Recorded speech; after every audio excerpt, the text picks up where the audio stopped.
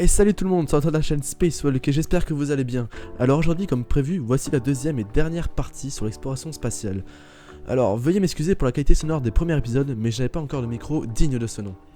Je vous invite tout de même à voir la vidéo précédente sur l'exploration spatiale, afin d'avoir connaissance des débuts de cette course entre ces deux rivaux, qui sont les États-Unis et l'URSS. Je vous avais parlé des premiers satellites, des premiers projets et également des premiers hommes dans l'espace.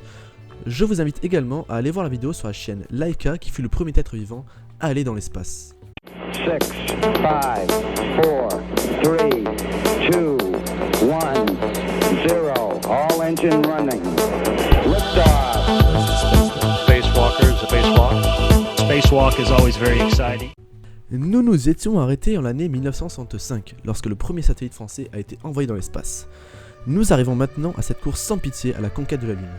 Un objectif majeur et d'une telle importance que les moyens déployés étaient colossaux. Pour exemple, le projet Apollo a brassé près de 163 milliards de dollars et mobilisa près de 400 000 personnes. Rappelez-vous, c'était le 4 janvier 1959 que les soviétiques atteignirent la Lune grâce à la sonde Luna 1. Et c'était bien avant les Américains. Après un vent de défaite face aux Russes sur le plan spatial, John Fitzgerald Kennedy lance le 25 novembre 1961 le programme Apollo afin de viser la Lune. 8 ans plus tard, le 24 juillet 1969, les Américains gagnent la bataille lorsque Neil Armstrong posa son pied sur la Lune pour la première fois, avec grand exploit. C'est une révolution sans nom et démontre sans aucun doute la supériorité américaine sur le plan spatial. Les Russes sont vaincus pour de bon. Je détaillerai avec plaisir le programme Apollo dans une future vidéo, afin de développer ce fameux objectif lancé par JFK. Cet événement marque la fin de la course à l'espace. Sans abandonner pour autant, les Russes sont les premiers à mettre en orbite une station de 19 tonnes le 19 avril 1971, la station Soyuz 1. Les hommes accédaient depuis le sol à la station à l'aide des premiers vaisseaux Soyuz. 3 personnes pouvaient vivre dans cette station de façon permanente dans 100 mètres cubes. Des vaisseaux de ravitaillement automatique Progress étaient déjà mis en place. Mariner 9, conçu par la NASA, est la deuxième sonde à atteindre une autre planète. Après Vénus avec Mariner 2, c'est sur Mars qu'elle se place en orbite. L'ESA, soit l'Agence Européenne Spatiale, est créée le 31 mai 1975. Il y allie maintenant une vingtaine de pays. Elle avait pour but de réunir plusieurs projets ayant du mal à atteindre leur objectif pour créer une organisation performante et organisée. Le 20 octobre 1975, la sonde soviétique Venera 9 parvint à se poser sur la surface de Vénus et put tenir seulement 53 minutes sous les conditions extrêmes de cette planète. Elle effectua tout de même quelques relevés de température, de pression et des photos panoramiques.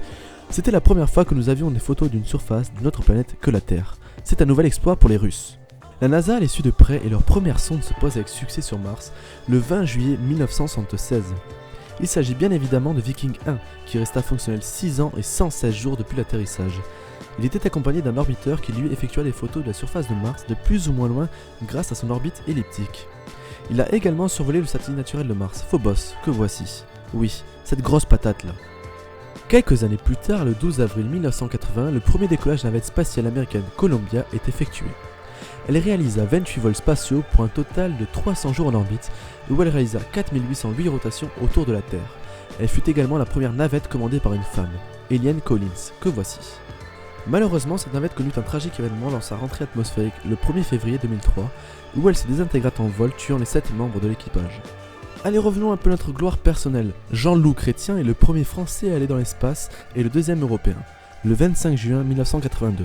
Il est également le premier non-russe et non-américain à faire une sortie extravéhiculaire dans l'espace. Les premiers éléments de la station orbitale russe Mir sont mis en orbite le 20 février 1986. Elle remplaça la précédente station Soyuz 1. C'était la première station à posséder plusieurs modules et elle servit de laboratoire de recherche en micro-pesanteur. Les premières études de biologie, de physique, d'astronomie et de météorologie furent réalisées à bord.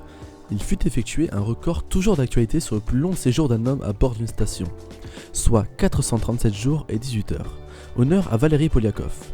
La station fut occupée pendant 12 ans et demi durant ses 15 ans d'existence. Le premier survol d'une comète est effectué par les Russes le 6 mars 1986 avec la sonde Vega 1. Elle survole la comète LA.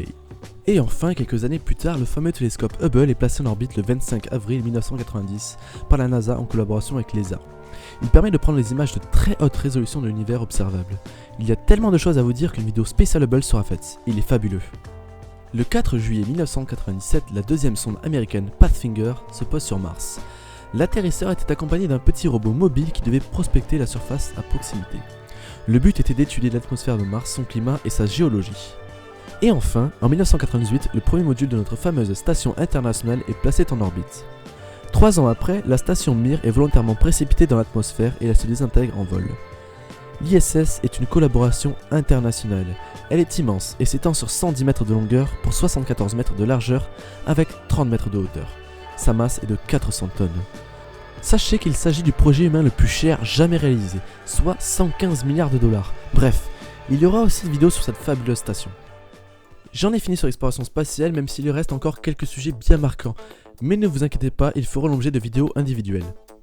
Alors voilà, j'espère que cette vidéo vous aura plu et que vous aura appris plein de choses. J'espère ne pas m'être trompé quelque part, en tout cas si cela est le cas, n'hésitez surtout pas à me le dire via les commentaires. En parlant de commentaires, surtout n'hésitez pas à me proposer des futurs sujets de vidéos que je pourrais traiter avec vous. En attendant, likez, abonnez et partagez la vidéo. Vous pouvez me suivre sur les réseaux sociaux tels que Facebook et Twitter, et moi je vous dis à la prochaine pour de nouvelles découvertes spatiales.